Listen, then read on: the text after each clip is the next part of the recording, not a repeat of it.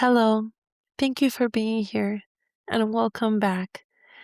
This is our second episode entitled, What is Virtue? Of our podcast, The Path to Becoming a Virtuous Woman. My name is Alondra Valentina, and today I want us to ask an essential question. Why is virtue hardly spoken of today? Let's face it, we live in a very fast-paced, noisy world where the immediate is valued more than the eternal, than the celestial, and where freedom is often confused with the absence of limits. Talking about virtue today, it seems uncomfortable, but it is precisely for that reason that it is so urgent. So, to understand virtue, we must first clarify what it is not. So let's start. Virtue is not weakness. A virtuous woman is not passive or voiceless, but on the contrary, she's strong, she's firm and clear in her convictions, the values of which she lives by, and the principles by which she lives by every day. Virtue is not repression. It is not about denying who we are, our heritage, where we come from, who we are as daughters of God, but about ordering what we feel and desire. And virtue is not simply, I'm going to behave well when others aren't watching. It is not a social mask or an image meant to please others, because virtue doesn't live in appearances. It lives within our very own heart. That's where it starts. So, what is virtue? Well, virtue is inner strength, and that is found in each and every one of us, because we have the ability to choose what is right even when it is difficult, especially when it is difficult. Especially when we're facing hardships and trials and tribulations, when things aren't going as planned or aren't going the way that we want to. That is the most essential part when we have to show our inner virtue. Because virtue is also a self-mastery. Because we don't allow ourselves to be dragged by our own impulses or disordered emotions or even external pressures. It's really easy to become pressured by others to do something that we know is wrong, that we know is against our own principles, our own convictions. And it starts small. And then it becomes bigger and bigger each and every time. A virtuous woman will not be dragged by those impulses, by the moment, by the emotions, become angered so easily, or even let other pressures from anyone go against what she knows is right with her values, her standards by which she lives by. Because it is coherence between first what we believe, then what we think, and what we do. All those three things have to be aligned.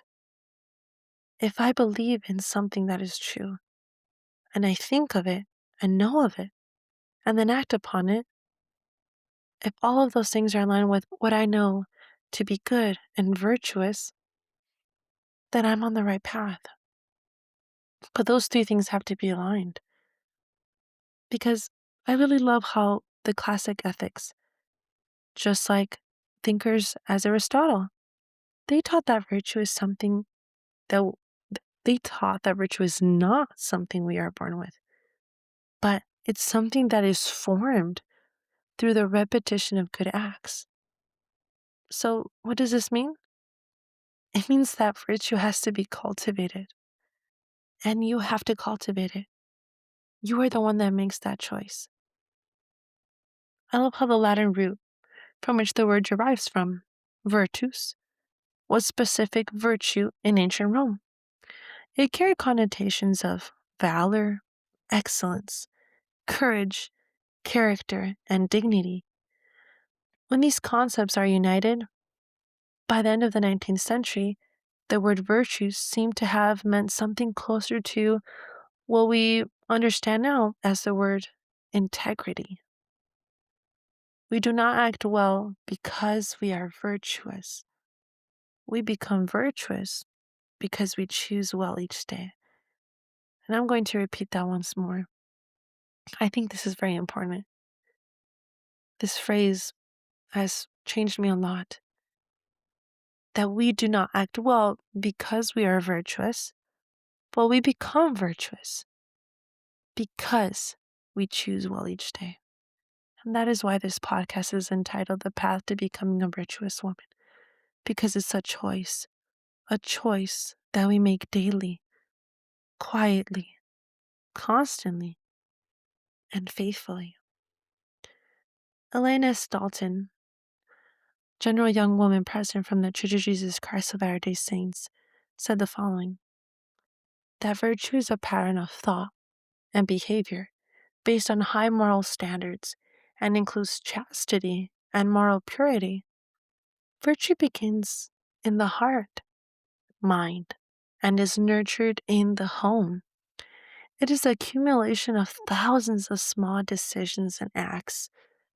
There is no greater evil than tempting women, young and old, you and me, to become so absorbed in ourselves, our appearance, our clothing, the shape and size of our bodies, that we lose sight of our divine identity and our ability to change the world through our virtuous influence. I think that's so powerful. That virtue is a pattern of every thought that we have, of every behavior, based on what we know is true, our standards, the morals by which we live by, our values, principles, and convictions. So, with that in mind, I want to share with you one of the most greatest stories that have taught me so much. And this is a story of Esther in the Bible, where virtue is truly put to the test. So, Esther lived in a context that really did not favor her faith or her identity. She was a Jewish woman in a foreign kingdom, surrounded by power, intrigue, but also danger. And yet, she did not lose her character. This alone teaches us something essential: that virtue does not depend on the environment. It depends on the heart. Before acting, Esther doesn't rush. She does not react out of fear or even anger. She fasts, she prays, and then she seeks counsel, and she prepares inwardly to perform outwardly. Here we see one of the most forgotten virtues today: prudence. A virtuous woman does not act impulsively. She discerns first. Then the decisive moment arrives when Esther knows that approaching the king without being summoned could cost her her life.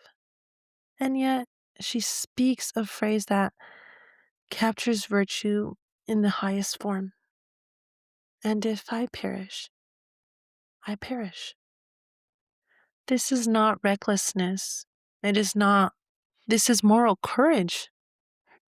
This is not the absence of fear, for she was fearful, but she chose the right despite her fear. Esther teaches us something so profound: that she does not manipulate, impose, or even shout, but she uses wisdom, the right timing, and the right words. Virtue knows when to speak and when to remain silent. But the most important part happens before the public act, in secret, in prayer, in the interior decision. And here lies the great lesson for us today: that virtue is tested in private, not in public. Esther did not seek the spotlight of the moment, but when the call came, she responded. And perhaps today, your calling is not to save a people, but to guard your integrity, to choose the good when no one is watching, to remain firm in a world that has lost its way, because that too is virtue. May the story of Esther remind us that God does not seek perfect women, but willing women, willing to choose what is right, willing to be a light, just like Esther, and willing to live with virtue despite anything. Remember, virtue is not announced, it is chosen in silence. Thank you for being with me today, and thank you for listening. If this episode spoke to your heart, I invite you to stay. In the next episode, we will talk about attributes of virtue and how to cultivate them in daily life. And please remember, where will you find the virtuous woman? Within yourself.